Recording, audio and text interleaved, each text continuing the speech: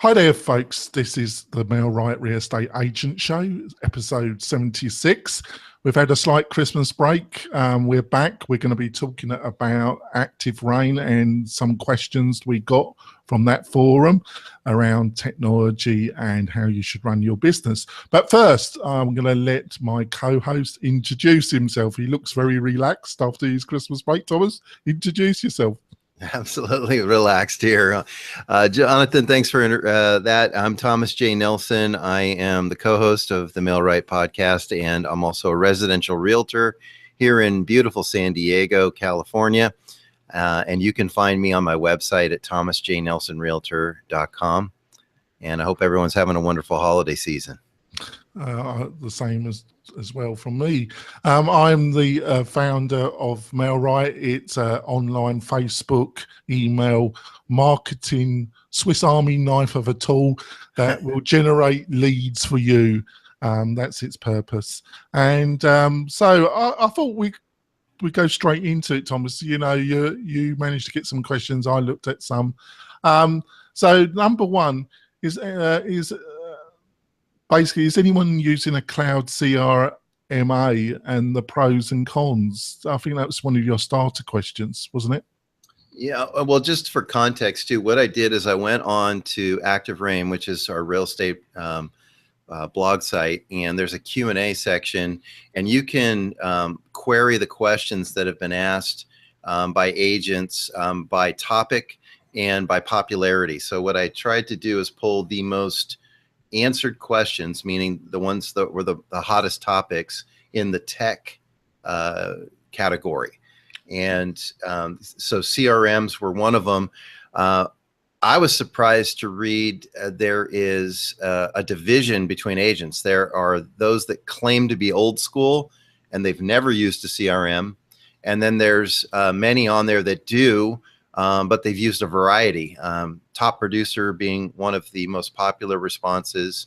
I was in the minority. I use Buffini & Company's Referral Maker CRM, which also just launched a Teams version. And then there were some older school ones. Somebody still used ACT, which was one of my first CRM about 17 years ago. And then they kind of went through a variety of other ones that I actually had not heard of, some of them, but the other popular one was Realty Juggler. Market Leader was big, and I've obviously heard of them. They do websites as well. And Wise Agent and Exact, IXACT, was the other one that came up a lot. Yeah, there's we could spend a whole episode just talking about this subject, actually, Thomas. But the kind of free that obviously Top Producer, which is now a member of News International, I think, own it. And they're the same people that own Realtor.com. It's one of the biggest. The way I would split it up, there's specific CRMs, folks, that have been designed specifically for the real estate industry, but there's also a couple that are really popular that were not specifically designed for the industry, but can still be very effective. The free, then there's, like they say, there's many more. The free that I hear a lot about is Top Producer. Yep. Then one that isn't specifically designed for the real estate is Contactually. Yep. I hear a lot of people, and the one that I think it's one of the more expensive ones, but it's very feature rich, is Follow Up Boss. I hear a lot of agents tend to be more the higher end or the small boutique brokerages that are using Follow Up Boss. But that's a powerful tool as well. Well, and the debate, of course, in this question was, people vying for why theirs is the best. And people know I'm a big proponent of the Buffini products. Yeah. And they ask me, well, why do I use it so much? And my advice to them as is in my answer, which is it's the one I use. It's the one that I actually turn on every day and use. So I don't think there's a right or wrong CRM out there. I think it's the one that you'll actually use on a daily basis to perform your CEO and COO duties, and with some CRMs, your CFO duties, and move your business forward. That's the one, because yeah, I totally agree with you. It's a very difficult subject because whatever one you, a lot of this is going to be personal choice. You've got to be prepared Absolutely. to try some of these, do some active research. You know, if you're not going to use the broker system that the broker is going to supply, and you're probably, you know, even if you're not going to use it, you're going to still be paying for it. But a lot of agents decide because they just cannot adapt their methodologies to the brokerage offering, they use their own. But whatever, you know, the main thing is whatever one you do choose, you got, you know, to get a result from it, you got to use it, haven't you? That's right. So, but that takes time because you're going to have to try some of these out, and you're going to have to read the help section. The other thing is what kind of support you get. You know, can you do a Zoom? Do they do webinars? Will, like, some of the founders or some of the support staff just go on initially and show you? You know, that's another factor, isn't it, Thomas? It absolutely is, because, you know, and to your point about trying them, I have used ACT. I used an Excel-based program called My Database. That was a little Bay Area company that I knew. And then I used Top Producer. And, you know, now I'm dating myself. When I was using Top Producer, it was 1998, 1999. It was software. It wasn't an app. It wasn't online. But the support was horrible for it. And that's what turned me off, because it's a very complex CRM with not a lot of support meeting it back then. Now I've heard otherwise since, and admittedly I haven't used it in years. But what I love about my CRM is Monday through Friday, I can call in an 800 number and get a live person to guide me through any issues I'm having. Also to take suggestions on improvements that I deem would be an improvement on the user friendliness of it, or, hey, how come it doesn't have this feature? And I've actually seen some of my suggestions show up in later versions. Yeah, they're like all software, you listen to your users, and then if enough of the users are pointing out improvements, there's a consistency. You'd be crazy as a software company not to listen to that initial user group. Obviously, there has to be consistency. So the main thing is you've got to try these out. There is no perfect system, folks. A lot of this is motivation. Just quickly, a couple of sentences, Thomas. What benefit do you think you get from using yours? Not about the system itself, but the benefits that utilizing a CRM that you feel that you get. Well, I actually feel like I worked each day, because I can see in real time my pie charts and graphs and my workflow charts and my to-do lists. And so throughout the day, I could see how I'm doing with it. So I get a sense of accomplishment each day, because the days go by super quick. And you look back on your day and go, what did I actually do today? And with a good CRM, you can say, oh yeah, I can also see my goals in front of me. So I know if I'm working towards my goals each week. I just feel better organized. I feel more involved in my database. I actually feel empowered to reach out to them in a way that I didn't before. I used to have call reluctance. I don't have that anymore. No, I think Thomas has made another excellent point there, folks. What I think he's saying, and I'm sure he'll jump in if I've not got this right, is that, and I think whatever CRM you're going to choose, it's one of the benefits of spending that time, and it will take time to learn it, is it provides structure. It provides structure to your outreach, to your lead generation. Because like what Thomas said, time goes quick, and it's very easy to get the feeling that you're not doing anything. And that can be very misleading. But what a CRM should provide is some structure, like what Thomas has just pointed out. I 100% agree. So I don't think because I jumped questions, I don't think we go to the second one, because I think if we don't get a guest during the coming month, we can come back to CRMs really.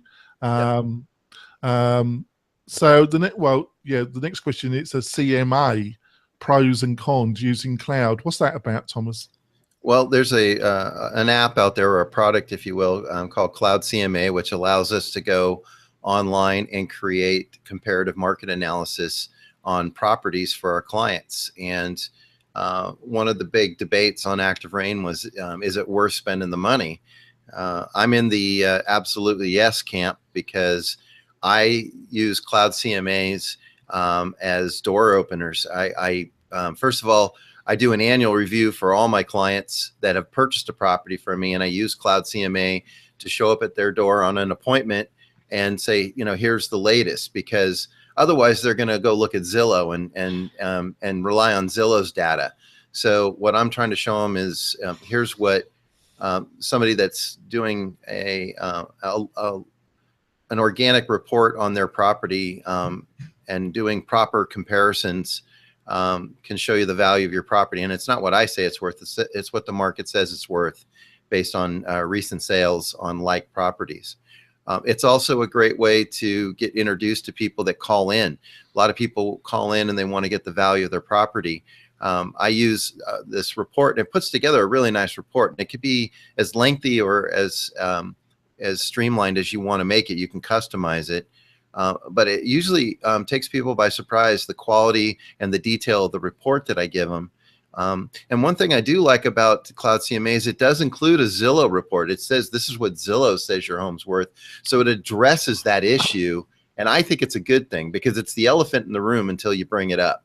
Yeah. And you might as well address it, because it's just part of the industry now. But I like it because it shows, well, here's what Zillow says, but here's what the market says. And the market, in my opinion, trumps Zillow, because Zillow just uses a logarithm that leaves out a lot of the factors that an appraiser or a realtor would consider. Yeah. So which ones have you looked at? Which ones have you used, and which ones are you using now? Well, the one, the only one I've used is literally called Cloud CMA. And I got introduced to it through Coldwell Banker when I worked for Coldwell Banker for more than a decade.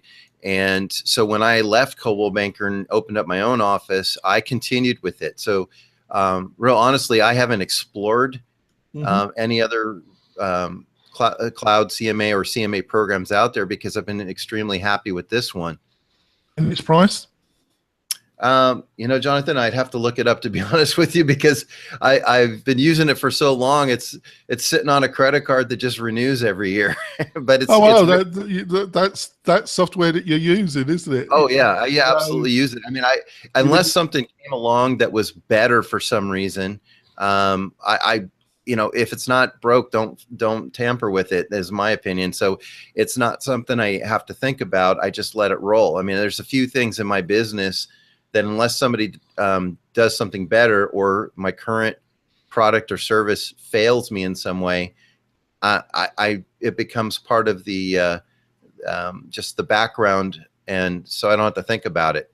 Yeah, but I think everything Thomas has said is totally correct, folks. I think if you really got to use one of these services, and Cloud CMA, I've heard it, and it's got a pretty good reputation. There are some other players. I'll do some research, and in the show notes, I'll try and put some more links, and Thomas will do some show notes as well. Yes. And we'll get a nice resource package up for you folks on the website. Let's go on then. Using video email, or what do you want to say about it, and what did the forum have to say about this? Well, people were just asking if they use it and which one they use. And there's a variety out there. The two that I've used, I used iJot for many years, but iJot actually just shut down. I mean, they just, they made an announcement, and they're just walking away from the whole thing. Yeah.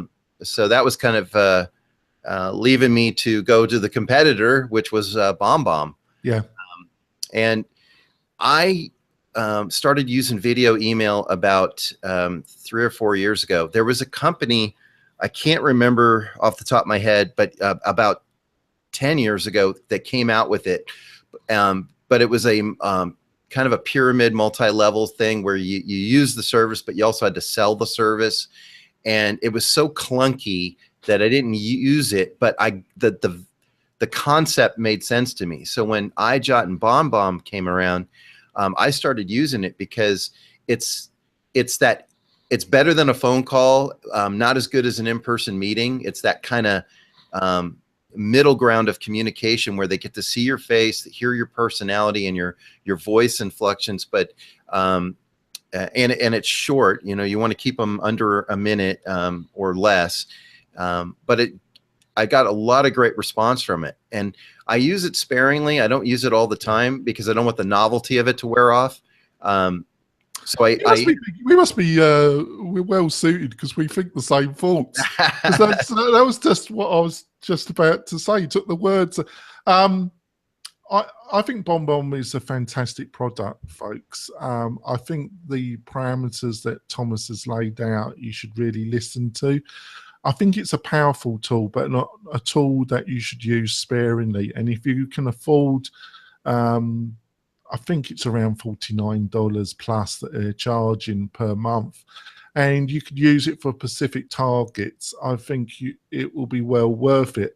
I think the novelty wears out, and I think as more and more agents use it, then it will become a problem because it will become less effective as more agents use it. But if you can pay for it and use it for specific targets, it will always be useful, won't it? Oh yeah, I mean, and I'll just give you a couple quick applications. I'll use it as a follow-up to an introduction. I first meet a client. It's a follow-up. If I meet a client only online and over the phone because they're an out-of-state seller, for example. I mean, I've literally sold homes for people I've never met face to face. So it's a great way to introduce myself to them. I'll use it for special occasions, send a birthday wish. And then in my business, where I use it the most effectively is the major steps of each process. So if you're a buyer, let's just say the 12 major steps you're going to take, or the 12 major steps of a seller. I have pre-made videos to kind of introduce them to each phase of their process. So it's a little more personalized touch. And then I'll give them the notes, the show notes, if you will, with that, so that they can refer back to it without having to listen to the message. Yeah, I think obviously you've got to be the type of person that comes across well on video. If you're like bolt straight and you're like robotic in your voice with no personality, and I'm not trying to be horrible here, folks. I've known some agents like that are very effective in many other ways, but video wasn't their cup of tea. Even with MailRight, what we suggest is that we help agents set up a Whistler account, which is totally free, and using your webcam you can do your own video and you can plant it in your own emails that you can send out through MailRight if you want to do that, and we show you how to do that. So but when it comes to BombBomb, it has a pretty slick interface and it's well integrated in Gmail. So but there's other alternatives. Like I say, you can use your own one and use it with a system like MailRight. Sure. I mean, you could even do a video with your smartphone and just text it to them, or send it in an email. You don't have to subscribe to a service. The nice thing about the service, though, is it gives you kind of a nice interface for the video and a place to put text and your contact info and all that. It's a very clean delivery. Yeah. But like I say, if you're using, so I'll be repeating myself, and you don't want to hear that, listeners, do you? Next question. Next question. I think it's powerful. I think, just to recap, it's powerful. It does work for the right target, can be abused. You can go potty with it and send it over to everybody. And as more agents use it and abuse it, it will become less effective. If you understand what I mean. I'll make one last point. I don't ever mass video email. It's very personalized to that person, with the exception of my stages of escrow. So it's a video version of a handwritten personal note. I think it's very similar to email. A lot of people, when we're offering support and training, we say, mail right, these messages are right for this particular target audience. But this ain't your hot leads. These hot leads, they need a more personalized, more focused message because they're active in the market. So you really got to think about your database segregation, and what you're going to send to different people in the selling or buying process. There's got to be a bit of thought. You see so many agents just send some canned email to everybody, and they haven't really thought that's just not really relevant for that particular prospect at the present moment. Did that make sense, Thomas? Yeah, I it's 100% agree with that, because and this kind of almost creates the order. I mean, you have your CRM, you get to know your people, you're putting notes about them, you know who is going to receive this well versus who might need a phone call or a letter or whatever. But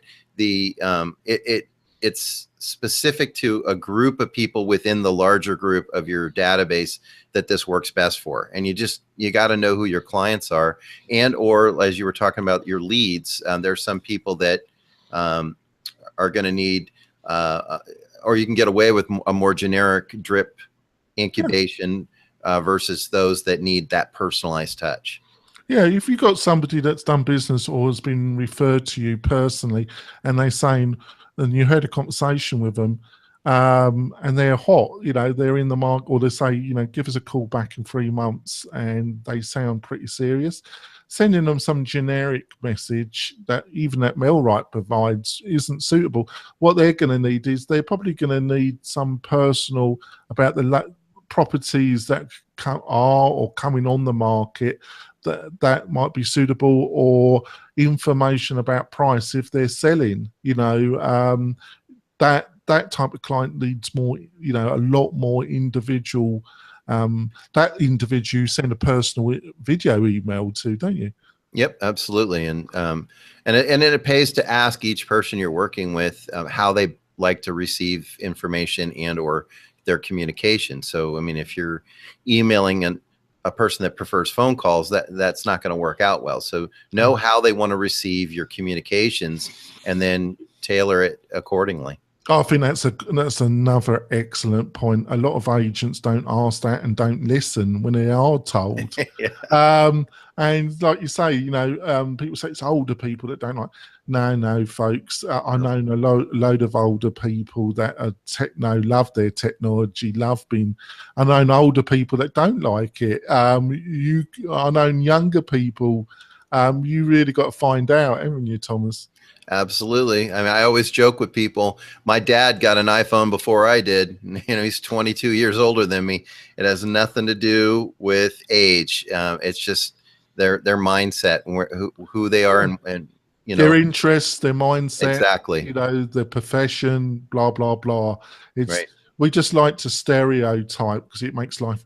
It seems to make life easier for us. But it normally also leads to our biggest mistakes as well, folks. That's my experience. Now, on to using send out cards. What was the story behind that?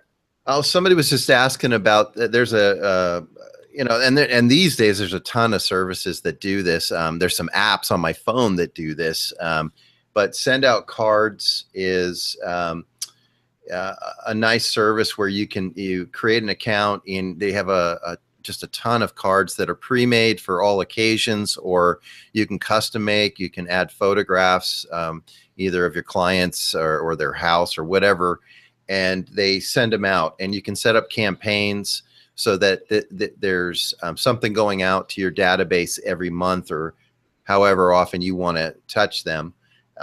So people were asking about that service, and I think that's a nice service for the in-between times. But I got to be honest with you, I just had a birthday a few months back, and I received about 5 or 6 pre-printed cards from my insurance guy and one of my lenders, and things like that. And you open them, you glance at them, and right in the trash they go. But the handwritten ones I kept, that I put them up, because they represent care, they represent effort, and they just meant something to me. So I would say send out cards is a great way to supplement that kind of communication. But at the end of the day, you can't outperform a handwritten personal note. There's a middle ground, folks. There's a service. Once again, I totally agree with Thomas. But it's becoming a bit of a cliche, isn't it, folks? Basically, there's a service called Bond. It's git.bond.co, and they use robots, folks. They've got a little warehouse of little robots, and they write notes. And it kind of mimics, you choose a handwritten font, and it's $5 a note. So you're only gonna send it to your people that have done some real business with, or you think is going to be a active prospect in the next 6 months. But it has the effect. I did a campaign on my other business where we were aiming, and what we did, we typed out a letter, and then we wrote a hand note, and the envelope was handwritten, and we got a much better response by doing that, by handwriting. It'll get the letter opened. Yep. And it is powerful, because now a lot of people aren't using mail, and whatever your competitors aren't using, that's the thing you should use. But it's similar to the videos. The problem is send out cards, great service, great company. But like what Thomas said, if you're going to have, your birthday turns up and you get, and it's linked to what Rick said about birthdays coming through your LinkedIn, and I think you remarked it, didn't you, in a previous episode? Right. The people that write, if you just get an automatic great hearing your birthday through LinkedIn, so what? But if somebody's actually written a personal message through LinkedIn, it's much more effective, isn't it? Absolutely. I mean, again, it goes back to, they took the time to put some thought into this. They didn't just push a button.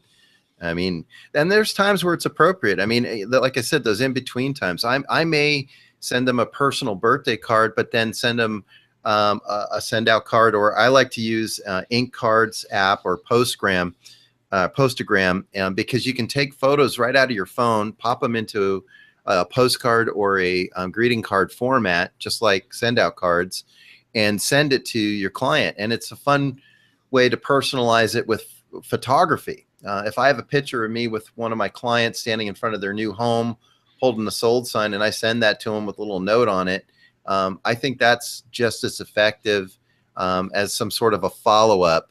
But again, for those big moments, I like to handwrite it, and that's just my position on it. And that's why you need a CRM, isn't it? Yeah, that's right. We're tying this all together. Back into that, because you're not going to remember all this, folks. That's right. So no matter how good you think your memory, there is absolutely no time. And there's a pattern here, isn't there, Thomas? I think there's a pattern of automation which gives you the space to do personalized Exactly. lead generation. Exactly. It's not, and I with the people that are using MailRite, I kind of trying to hammer this away to them. I say, use our calendar system, and we provide content, but also put your own local content, and you can do it, schedule a time during the week and then log in to MailRite and place your own local content and mix it with the MailRite content that goes on your Facebook page and your Twitter, right? Do some email marketing. Use our service for that large group that can recognize your face, but they're not actively in the market at the present moment. So that's a little tap on the shoulder. Use our Facebook retargeting service. So a post that we write for you is shown up. And it's all about little touches, but also doing a little bit of automation that gives you the oxygen to do this real personal stuff we're talking. So it's a strange mixture, isn't it, Thomas? It is, but you're dead on, because if you can automate a certain amount of it that is acceptable to be automated, if you will, it does give you the room to bring in the personalization, so that your clients are getting those touches. So they may get your monthly email, and they may see a couple posts that, you know, they don't know if it's coming from MailRite or not, for example, because they're cleverly written. But then on top of that, you have time to then go on to your social media maybe once a day and spend 5 minutes putting something more personalized or localized. Or now that most of what you're doing is automated, you have time to sit at your desk and write 10 personal notes a day, because you're not taking the time to do all those other tasks that have been automated now. And the reason why it's so important, folks, and why so many agents, you know, Thomas is not one of them. Thomas is very good at this. And some of our guests, Darren, Cecil, you know, it's been the same story, is people want to hire a professional but trusted agent. Right. They want to provide somebody that helps, that they feel that's on their side and gets the job done. And gets it done in the least painful, because this is you know, this is probably their biggest financial resource that they've got, and they want somebody that they can trust that can get the job done. Would you agree with that, Thomas? 100%. I mean, I equate it to going out to eat dinner. I mean, I can make my own dinner at home. I can probably sell my own house if I'm Joe Public, but I go out to dinner to have a meal that's better prepared than the one I can. And with a service that comes with it that gives me an experience while I'm having that meal. And it's the same in real estate. You want to have a good experience, but have an agent that at the end of the day can deliver the goods through their competence and their character, but have a good experience. It's, you know, Brian Buffini uses an expression that I love, because your service it can be the best service in the world, but if you don't leave people with a good feeling, it's like taking fine champagne and pouring it in a dirty glass. And nobody's going to want to drink it, even though it's the best champagne on the planet. And so you have to be good at what you do, but you also have to do it in such a way that people have a good experience while they're doing it with you. I think that's very well put. We're going to go for our break, folks, and then we're coming back. We've got a sponsor, a Facebook sponsor, and we'll be coming back in a minute. We're coming back, folks. We're talking some more about topics that we found on Active Rain. We thought we wouldn't have a guest on this. You know, you got to have some mercy. You know, they need some downtime, don't they? But before we do another episode, we love talking to you, the audience. We've got some great plans in the new year. We've got new graphics. We've upped our game as well. Thomas has come on board on 2016, and it's made an enormous difference as well. So on to the next one. Should realtors have a YouTube channel? If so, how would you use it for lead generation? Yeah, that was a question that came up, and you know, I'm not going to sit here and say you should have one, because I don't think you should have anything that you're not going to utilize. It's getting back to the CRM. I mean, if you like making videos, if it comes naturally to you, or with a little bit of training, you can get on board with it, then I would say yes. But if you're going to have one, you got to have content on it, and it can't just be a bunch of cute puppies and kitties. I mean, you got to have real estate content. I do have a YouTube channel, but I am not shy about being in front of the camera. And it's not because, you know, I'm not a Brad Pitt. It's just because I've seen. I thought you was his brother. You know, I think people get hung up on how they look on video, or how, you know, maybe how they sound. But I mean, authentic is what it's all about these days. And so, you know, for better or for worse, all my flaws with me, I go on camera and I'll do little snippets of all around La Jolla and San Diego, and everything from these are my 5 favorite coffee shops. This is my favorite. I know some of your videos, you get some of your chamber colleagues and you kind of grab them and you do a video straight there. They look shocked and they looked in, some of them have a face of horror as you're introducing them, I noticed. But it's just a quick introduction of their business. They must love it, really. Yeah, you know, and I'll tell you that, and what Jonathan's referring to is I'll do vlog interviews. I'll go out and interview some of the small businesses and entrepreneurs in San Diego and shine a light on them and post them on YouTube. And my favorite comment back is when somebody tells me they've put it on their website and they've monetized it. They've actually made a sale because somebody watched that video. I've had so many people tell me that. Folks, when a friend or an associate saying, I'm thinking of selling my house, who do you think they're going to recommend that they should approach? Right. Well, and that's the other thing. It demonstrates yet another level of marketing that you bring to the table that may be a cut above the competition. I mean, I'm always looking to differentiate myself in a way that benefits my client. So if I'm with a talent that allows me, or a perceived talent that fools me into thinking I'm good enough on camera, you know, it's just little video shorts. And just like we're doing right now, it's a conversation. You know, we're not doing these formal interviews. It's not the third degree.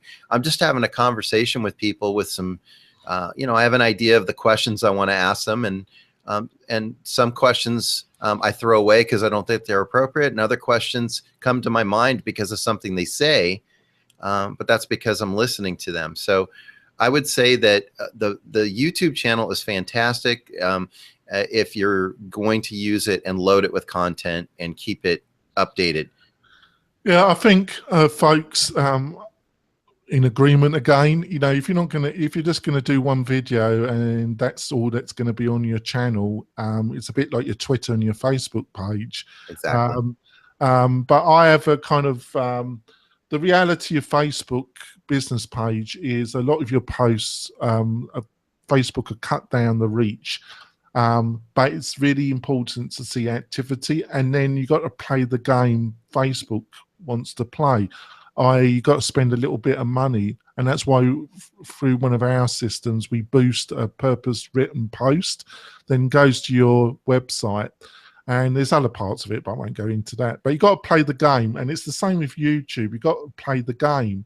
If you're just going to do one video and then that's all that, and then do one a year, it's not worth the bother. And actually, I think it will harm you. It will show to people that you're not very effective at marketing yourself. And if you're not going to be very effective at marketing yourself, you certainly ain't going to be effective at marketing their house. That's so it has a really bad message, folks. But on the other hand, you want a mixture. I think Thomas is doing this. Some videos need to be professionally done, which you then can use on your website and for your Facebook channel, for multiple channels. And they're called what I call evergreen videos. They could be about the area, about a specific part of town, the restaurants, the schools, and you can use that for your website. And then they need to be semi-professionally done. And then you have these shorter videos. You got most people got iPhone or Android, great camera, really easy to take a quick video, 3-4 minutes, and you just want to book a little bit of time. And another thing you could do, which I haven't seen many agents do, is the power of Facebook Live. And I've seen agents videoing themselves and saying, I'm going to do this every day, or I'm going to do this every second day, and then 6-7 weeks in, it stops. Who wants to see a freaking agent every day? Right. But what you can do is that, like, twice a week, you could go to a local business, sit down with them, and get a short so you can stand where you can put your camera, and you could have a live discussion about their business, and you'd be amazed at the amount of people you get. 100, 200, sometimes you get 3, 5, 6, 7, 800 people watching that video, and it's great, isn't it? Absolutely. And it's not a big investment. I mean, I do all this. I got an iPhone stand adapter that attaches to a standard photography tripod. I bought a lavalier mic that plugs into the iPhone so that if I'm outdoors or in a loud place, I can zone in on the speaker. I do it all on my iPhone, and I do the editing on a standard program that comes with any Microsoft computer. Movie Maker? Yeah, Movie Maker. So I mean, literally the most expensive thing I bought was the iPhone, and that, you know, I'm using for multi-purposes. So it's not a big production. And I agree with you. I just shot a professional video, an evergreen, if you will, of myself as an introduction, kind of updating my agent profile. I just shot that last week with a professional crew. So I do invest in that. But a lot of these videos I go out and it's, you know, it's just kind of me, my phone, and whoever I'm interviewing or whatever business or popular spot in San Diego that I'm highlighting. And it is about San Diego or the business or the entrepreneur. It's rarely about me because, like you said, you know, even I get bored hearing my own story.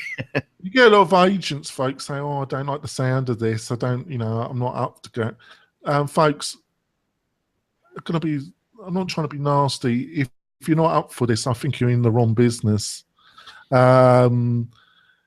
This is marketing. This is about differentiating yourself. This is about why somebody should hire you. And if you can't do these type of things, I understand why you thought you should get a real estate license, but I don't think the industry is right for you. What do you think, Thomas? If it was 25 years ago, I would have disagreed with you, but this is the day and age we're in, Jonathan. You're absolutely right. I mean, you have to accept the fact that social media and video and whatever else is coming down the pike. I mean, I didn't need three-dimensional Matterport virtual tours and drone video even 3 years ago to sell a house. I technically don't need them now, but you know, there's expectations, and we want to not only meet them, but we want to exceed them. And that's just the world we live in. You know, I've kind of figured out the internet's not a fad, so I'm kind of rolling with it. And, you know, I don't go for every shiny bell and whistle, but the ones that have staying power, that seem to grab the attention of the masses, you'd be crazy not to take advantage of them for your own business growth and for the marketing benefits that your buyers and sellers get from it. That's great. On to the next one. Yes. Do you send out an electronic email newsletter? If so, which newsletter have you found gets the highest blah, blah, blah? Well, I'll start off this time. Yes, you should do. The second part of the click rates, well, obviously you want people to open it. But that shouldn't really be your dominant reason why you're doing it. It's about building relationship. It's about keeping yourself in front. And it's also back once again to the start of this conversation why I would strongly advise you to find a CRM. I'm not going to recommend, you know, Thomas has got the one that he strongly uses and recommends. I haven't got one that I strongly recommend because I think you should try a number of them if you've got the time.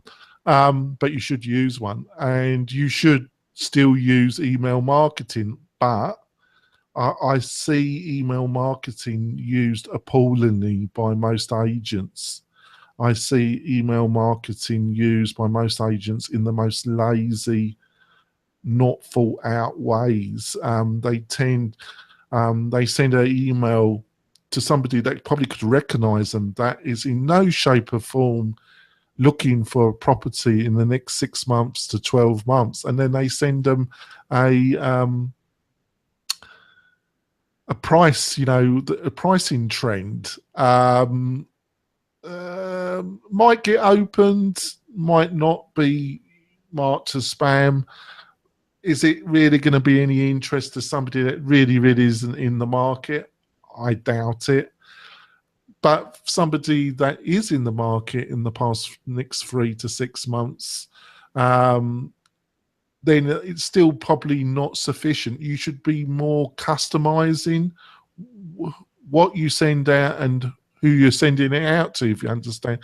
What do you think of that? I was on a bit of a rant there, wasn't I, Thomas? Do you agree with it, or do you think I was just ranting?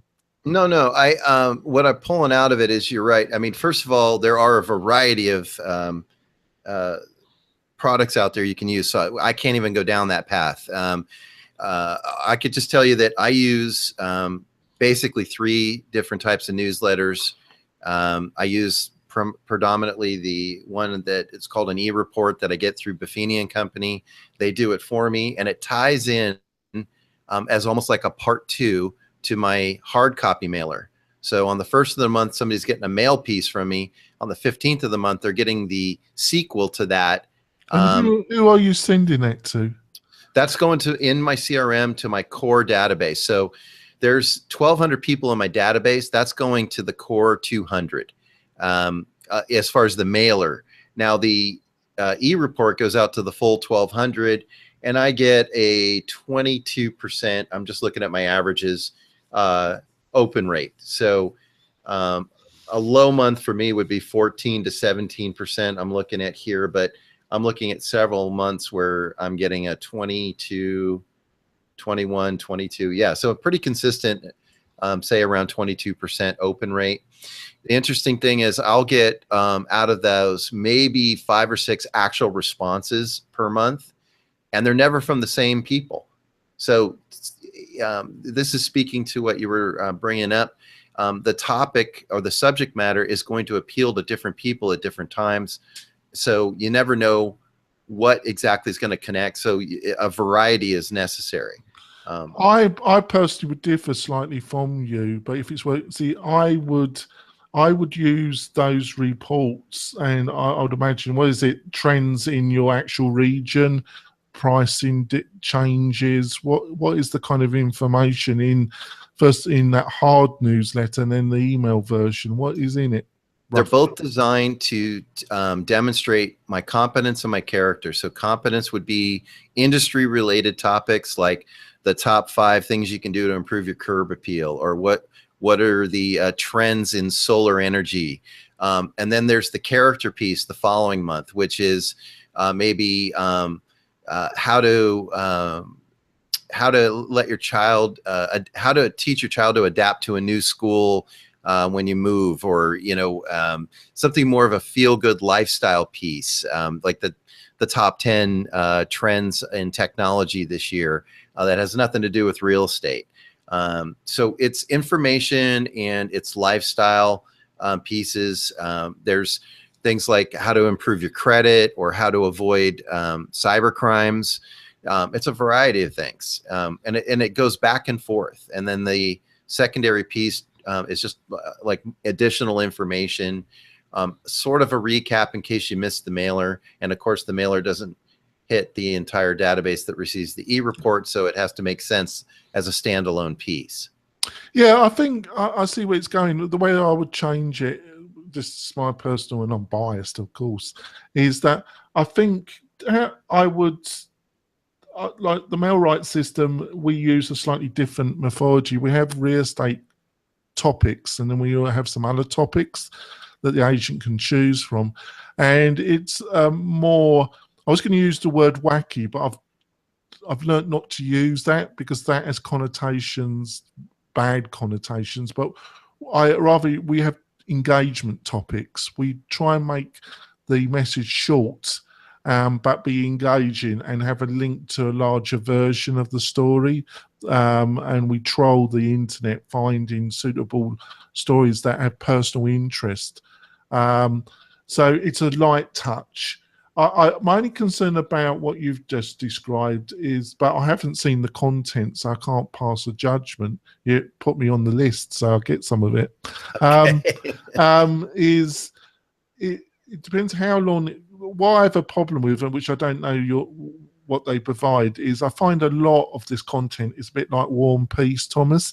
They send these horrendously, really very long email that accountants, CPAs are notorious for this. There's a number of services that do it, and you get this long email, and you don't read any of it, and you just can it most of the time. But because you like the person, you don't unsubscribe because you don't want to offend them, but you don't really look at it. Where a shorter, more focused story actually gets engagement, gets read, and brings a smile to the person. Yep. But on the other hand, what about the people that you're contacting that you know aren't looking right now, but you've got, based on your experience, you know, you got a gut feeling that they might be actually selling or buying in the next 6 to 8 months? What do you do with them? Sure. Well, to address what your concern you brought up, my e-reports are under usually 100 words. They're about 3 short 2 or 3 sentence paragraphs and very graphically pleasing. There's a lot of graphics and charts and things like that. So to your point, you're exactly right. These are meant to be read in a minute or less. You can at a glance them and have an idea. They're basically one side of one page with a ton of graphics. But you're right. So there's multiple layers to my marketing, because the more valuable the piece, if you will, the more concentrated a market that goes to. So what I send to, for example, my A+ A and B clients, they get the whole ball of wax. But then I might trim that down to my C clients who are still, we're trying to see where they're going to fit. They might get a lighter version of the full package that the clients that are referring me business and doing business with me already get. And then there's the incubation people that they even get less, but they still get something. So everyone's getting something in the mail that I have an address for at some point. What it is depends on who they are. Everyone's getting an e-report and additional emails occasionally, and then those are geared towards who they are. Are they an already existing client, a current active client that's new, or a lead? And then that includes video, emails, and so there's postcards, there's letters, there's the glossy items of value, we call them. There's the e-report. So it's layers upon layers, but the more layers go up with the value of the client, if you will. Yeah, I see where you're going. I think we leave that because we could talk. We could talk another whole episode about it. And I think what we're given, folks, is you want to think about it a bit more. It's a bit more. Do this. Let's finish off monetizing your blog. How to? I don't think. Well, what do you mean by monetize, folks? If you mean monetize blogging.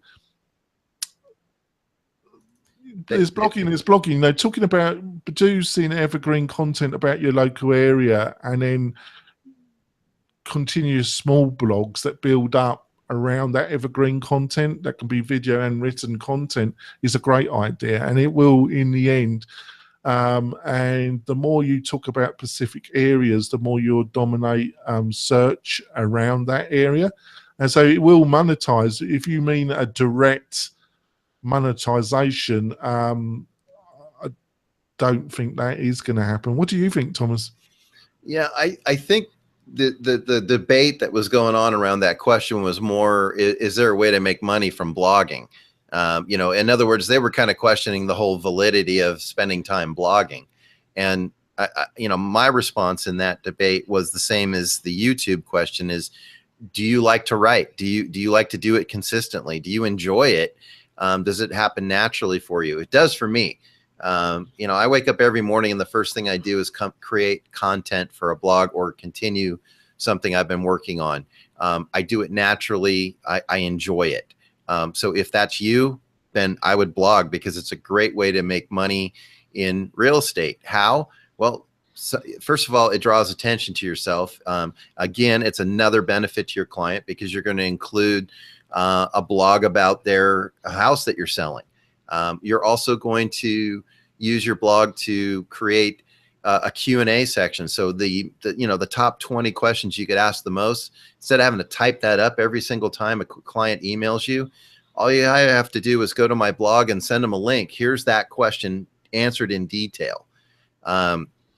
So it saves you time because you're able to now automate some of the Q&A that you have with your clients. And then lastly, I've actually gotten deals from it. I mean, people that have read my blog have said, hey, I liked what you said there. I had a guy once tell me that the guy that wrote the blog I just read needs to sell my daughter her house because that's the kind of character I want representing my daughter. So, it's as simple as that. Sometimes you just connect with the right person enough to where they want to engage you as their professional realtor. And I'll even go a step further. I'm on this blog, or I'm on this Active Rain site blogging on different topics. So I try to do a variety. That led me to getting interviewed by Jonathan on MailRight, which led to me co-hosting this podcast a few months back.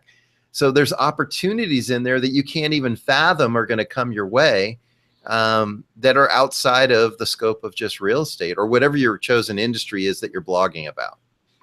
I think that's greatly put. I think if you really, really hate it, folks, you're just not going to continue with it. But it also doesn't have to be as burdensome as people think. I think if you're linking it to video and it's going to be an evergreen piece that's going to stay on your site, you can get professional help.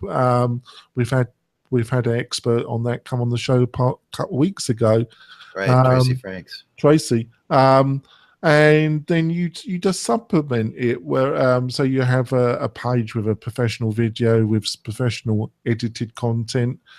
And then you just add your posts, and in your posts can be short, but you link to that evergreen page on your website. Is that hopefully that's making sense, Thomas, isn't it? Yeah, no, absolutely. Because let's just say, I mean, I'm kind of a diehard blogger, but let's just say you dial it back a notch and you're interested in it, but you're not going to get up and do it like I do every day. You could pre-write or hire someone to pre-write some good content, maybe 24 blogs, and have them set up and they can launch twice a month automated so that at least you're posting a couple blogs every month on topics that you've laid out in a schedule, if you will, for the year. Then as the mood hits you, in between those times, you can add more content. People are going to see you're consistent. But then there'll be months where you might post more content than others, but at least you've got a certain amount of content coming onto your blog on a consistent basis because, and Jonathan alluded to this earlier, when I get a referral and I can't connect my referral to someone in my main Buffini or CRS databases, I go to Active Rain. That's my third place to go. And if I find someone in an area, but I look at their blog and the last time they blogged on it was 2007. And, that leaves a bad feeling in my mind of like, well, I wonder how attentive they're going to be to the client, or I wonder how serious they are as an agent, or if they're even still around. I mean, it does play into the decision-making process. So as we've said, and I don't want to beat a dead horse, but if you're going to have anything, a social media site, a blog, a video site on YouTube, make sure you're keeping it consistent, because if it looks abandoned, that's going to be worse than if you didn't have it at all. I think that's a great point. I think we've got to wrap this off. Thomas has got to go off in the next few minutes.